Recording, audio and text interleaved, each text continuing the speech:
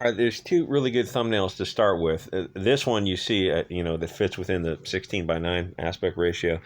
Who is Intelligentsia and She-Hulk, the site for giant man babies, as they'll call them later on in the show. Or if you simply scroll down to fit it in, you get this amazing quote. One of the best things to come out of the Marvel universe is She-Hulk. What? What? And I think there's a line in here where they say something like, this girl says, "Yeah, they take Marvel, and they improve it with Disney Plus."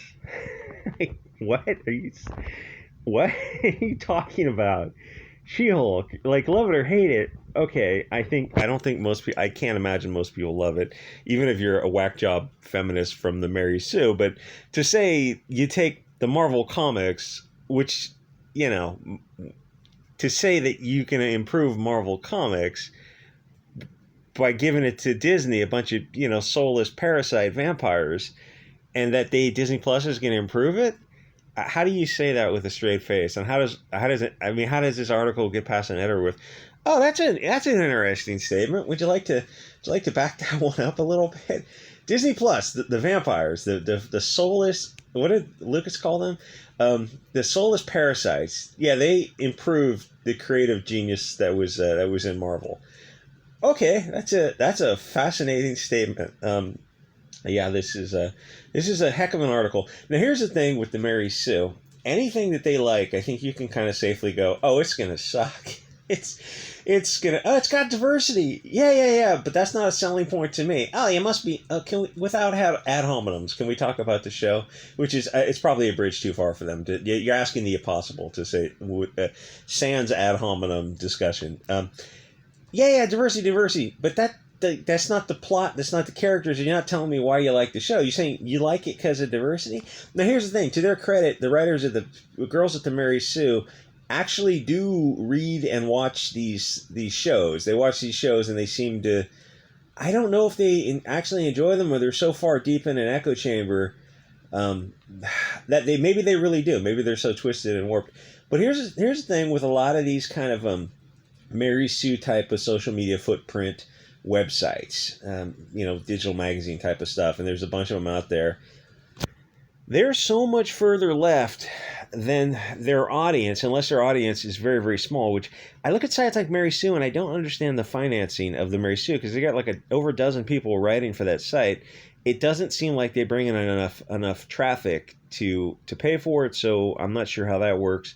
But it doesn't seem like they represent their audience because the shows objectively that they like don't do well. The Batwoman and Ms. Marvel and everything from Charlie's Angels to the latest X-Men to all the female Ghostbusters and everything they like doesn't actually do well.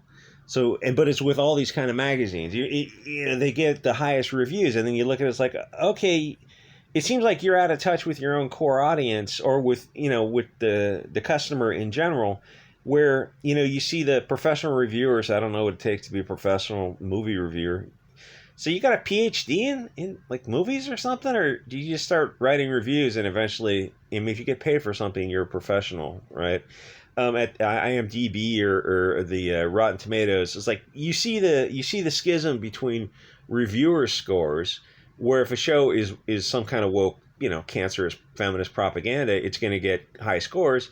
Or if it's something like that Wakanda movie, it's like almost a perfect score. My gosh. Yeah, okay. Is that objective? Did you guys really like the movie? No, but we knew we'd get destroyed if we gave it an honest score. Like, what is the Wakanda movie, in the middle of the Marvel Universe? Probably at the bottom, probably in the bottom third. I don't know. It's like a barely passable movie. It did what it's supposed to do. If you edited out a little bit of woke points, it would have scored higher, but it was just too much of that kind of like current nonsense. But you see that like that gets a high score, as high as some of the greatest movies ever made.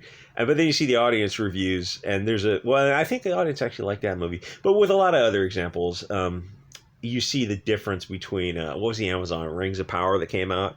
That even I think Internet Movie Database, even though Amazon owns it and they were paid for, no, I think that was one that got 99% across the board. Like the professional reviewers gave it like 94, and the audience gave it 99%. It's like, come on, nobody.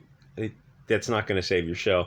But then Rotten Tomatoes gave like the professional reviewers gave it 90%, and then the audience gave it like 59% or something because Amazon didn't own them, and you're able to get an honest assessment to it, which is honestly, it deserves an even lower score than that because it's not Lord of the Rings. It's something else. So I guess it deserves the lowest of low scores. My point is, between like all these sites, it seems to be these professional funded sites that get venture capitalist money. They get funded, they get written up, and they mutually support each other. Where Bounding into Comics and Bleeding Fool don't get any of this mutual support. That there's this massive schism between these sites, the stuff they like She-Hulk and Batwoman, and I don't know, Ms. Marvel is some kind of streaming show. I mean, I would have to be paid. Someone said like, oh, you should do an Andor review. Like, so it's like 3 episodes out already. So I have to watch the show to review it, right? I don't know if I have that in me for $1.17. I can see where Thorius Unlimited can do those kind of shows because it's like he does some horrible. I mean, he does a great review of a horrible show, and it's like, oh, that's $2,200. It's like, okay, yeah, that's probably worth it to do a review for something, but it's for like $1 and whatever. I don't know if that's quite worth it to subject myself to Andor. But the funny thing would be to make a guess, about what I'm going to see. And then watch the episodes and see if I'm just right on the money, because I bet I would be. Where's it going with this? So every feminist bit of nonsense talking point that they say they love, take my money, yikes, my guy. Yeah, all that free retweeting on Twitter, yeah, that's all free. All these accolades and enthusiasm for these shows, it doesn't translate into the shows doing well. They get, I don't know what the Woman King, how well that's going to do or what the scores it got, but these other shows, Charlie's Angels with Elizabeth Banks, where men have to see this movie, and all these other people, they love these left-wing sites, they love these type of shows. Yeah, but people aren't actually seeing them. Like women, I mean, half the country is female. You'd think that there's enough women to make any show successful. So why aren't they? Because men didn't drag them to watch the shows. Because that's kind of the driving force behind a lot of movies is the men are dragging the women to like force them to watch the show, sort of. And anyway, so this show is unwatchably bad. It's I don't know if you've ever seen Manos, The Hands of Fate, which in my experience has been the worst film ever made. And I can't imagine you'd ever beat it, because even if you purposely set out to make a movie as bad, I don't think you could do it. There's a lot of factors that went into Manos, The Hands of Fate. But it's not just a bad technical movie, which it is very bad technically. I mean, from audio standpoints, and from the camera only recorded for like a minute or something bizarre, so they had to stitch all these scenes. It was just the bizarrest. Someone who I'm like, when you see stuff made like that, you look at the guy behind it, you're like, either you're mentally ill or you were just high as a kite the whole time. In fact, one of the actors in the movie actually deleted himself from that movie. But it was also bad because it had a lot of creepiness in it. Like, it was, if a movie, Stephen King says objects can be inhabited by evil, it's like, well, I almost could believe that movie camera. Or I don't know, the setting for that movie. It's like, it was a dark, creepy, disturbing movie, and also unwatchably bad for a bunch of other reasons. She-Hulk and Batwoman and some of these other shows, okay, they're not that bad, but they're unwatchable. Unless you're a feminist, where you watch the show because you get to say, oh, misogyny and toxic, I don't know, masculinity. There's no toxic femininity, which sounds like a feminine hygiene problem, to be fair. Ew. But there's, like, they get to use all these kind of nonsense buzzwords to try to, like, sell this to the audience that, oh, if you don't watch this, you're a giant man baby. How is that? I know she doesn't work for Disney, but, like, why would you think these are selling points for the show? Like, you're clearly describing the show, and, like, are there enough feminists to support this show? I doubt it. I don't know what the numbers are in Disney. I don't think you have a way of finding out, but you can watch it yourself online. It's unwatchable. It's even worse than Rings of Power, because at least Rings of Power, it had some. Well, I was going to say it had something that came before it. It had Lord of the Rings to kind of give us some energy. But yeah, She-Hulk had the Marvel Universe to give some energy, and it's still just atrocious. And so the Batwoman had DC Universe, and like it's still unwatchably bad. At least Rings of Power, like Lord of the Rings was such a powerful property, but and of course it's nonsense. It's like after episode 4, it's unwatchably bad too. But this She-Hulk is kind of has to be seen to believe. Like it's just a feminist checkpoint. And in fact, the weird thing about She-Hulk is the first episode, season 1, episode 1, it starts off with, of course, blonde man bad. Like that's in the first opening scene is how men bad, blonde men bad, of course, specifically men of European descent, are stupid, malicious, cruel, evil geniuses, but also simultaneously incompetent. It doesn't have to make sense. It's like they just hate you. That was in the first episode. So, I mean, most guys are going to look at that and be like, "Oh, I'm not going to watch this." Like literally in the first 5 minutes, you're going to lose half the audience. I think women would be on board a little bit longer, but not too much longer. Anyway, my point is that anything the Mary Sue is behind is going to be absolute dog shit.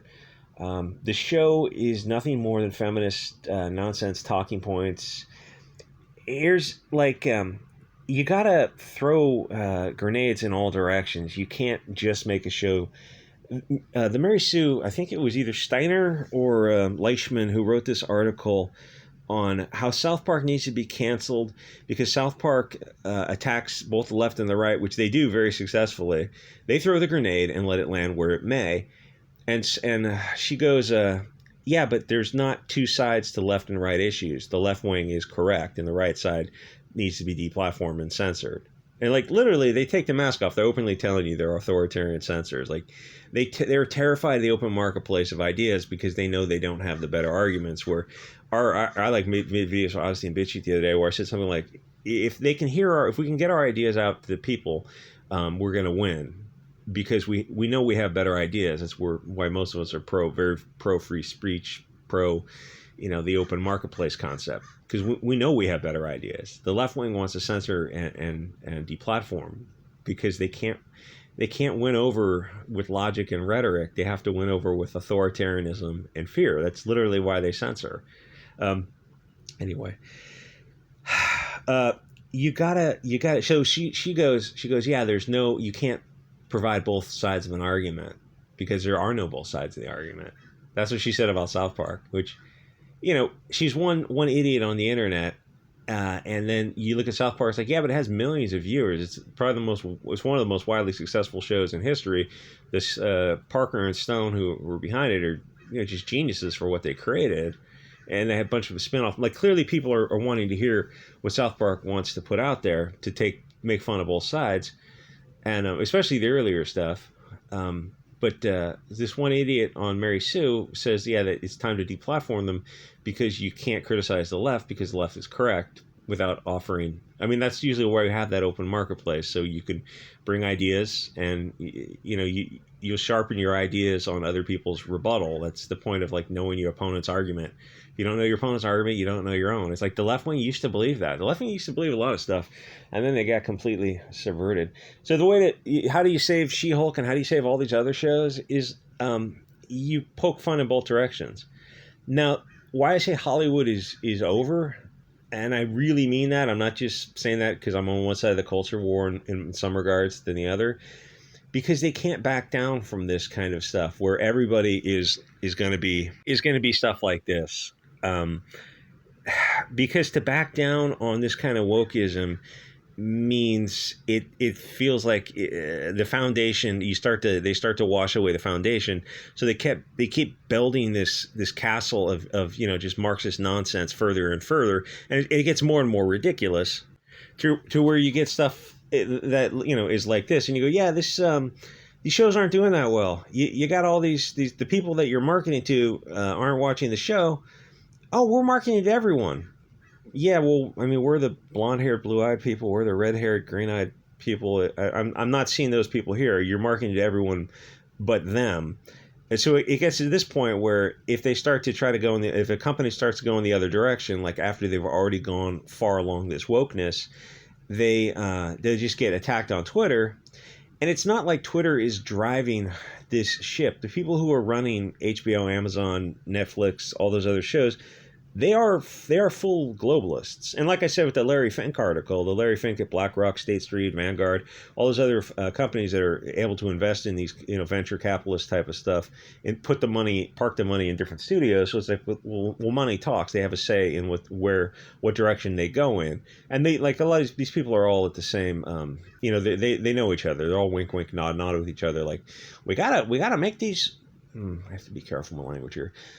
We got to make the shows that carry this kind of narrative. Like, they're absolutely on board with it. If they wanted to ignore Twitter, if Disney wanted to ignore Twitter and go back to like a, 1980s Disney, they absolutely could. Like, they could make a show. Imagine all these people, blonde hair, blue eyed, red haired, European characters in some show.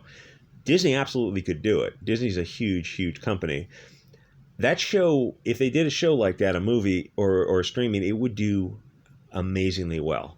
Because everyone would want to watch it. It resonates with the biggest percentage of the audience, not just European the people of the light, but also non-European people will watch these shows, where the reverse isn't necessarily true. Not so much because of who's in the shows and the current cultural zeitgeist, but because the hate and the ideology that's also in the shows, where you've got them like using phrases like, all right, man babies are the opponents. And, their concept is, why does it offend you if it doesn't apply, let it fly kind of thing? It's like, because you call everybody that. Like, you call everybody who disagrees with you in any form a fashionable Hugo Boss wear type. You call everyone a man baby. And like, yeah, it says you're free to make whatever shows you want, but you're not free to force people to watch your shows. So anyway, so they get to shows like this, and I don't know if this show is wildly successful. I have no idea. If it's if the Mary Sue is saying how good it is, then it's probably not going to be wildly successful. Where they do stuff like they think they're going to retain the old audience and also get this new audience. The Leslie Halen money on the table statement. It's like to hear. I know I've mentioned this like 3 times in the past 3 videos. That statement is so asinine. To hear somebody look you in the eye, lie to your face, and they're like, hey, I know you're lying to me. You know you're lying to me. Unless you're really deeply in this echo chamber where you think this is going to work. I mean, does this have a history of retaining old audiences and also picking up the new audience? Or would it? I mean, why don't you, for an experiment, make a movie like I said, like all these kids in this image, swap them out for just all European characters, blonde hair, light eyes, light hair, fair skin. Would that show be more successful? It's like, of course it would. I suspect it would. I don't have the $100 million to make a show, but I suspect it would be. And they go like, yeah, they're never going to gamble on that because it probably would be more successful because it appeals to everybody. It appeals to a big audience, and they're like no BLT, POC type of Zer, otherkin, gender, whatever stuff in the show. Just a show like that could have fit in decades ago. Yeah, that would be a huge hit. So it would show people like, oh yeah, this is what the market wants. They don't give a shit what the market wants. This is a religion, Bolshevism. As I keep saying, and I'm gonna say until I'm kicked off YouTube, is this is a religion to these people. Like, these are hills that they'll die on. Anyway, you could fix all of these shows, like even a show like this without any European people in it, by simply making them nice characters, nice people, cool people who do cool things. You can't do everything at once. They can't have like, oh, we're going to have feminist talking points and we're going to have globalist talking points and we're going to like do this checklist, and it's on all non-European characters, which I don't know where the show is filmed. Yes, you can do some things, but you can't do every single talking point, because even the non-European characters who are presumably your audience, they don't give a shit about all these like far left-wing talking points. It's just window dressing. Like, if there's money in it for them, they're on board, but they don't want to be lectured to. Like, they want something more like, what was that Wakanda movie with the guy who passed from cancer? They want stuff like that, just a simple action adventure movie that has a bunch of explosions and cool sets. Like, they don't want to lecture. Though, I mean, even that movie, God, that had some lectures to it. So, anyway, like, comment, subscribe, check out subscribe. I'll see you guys on the next episode.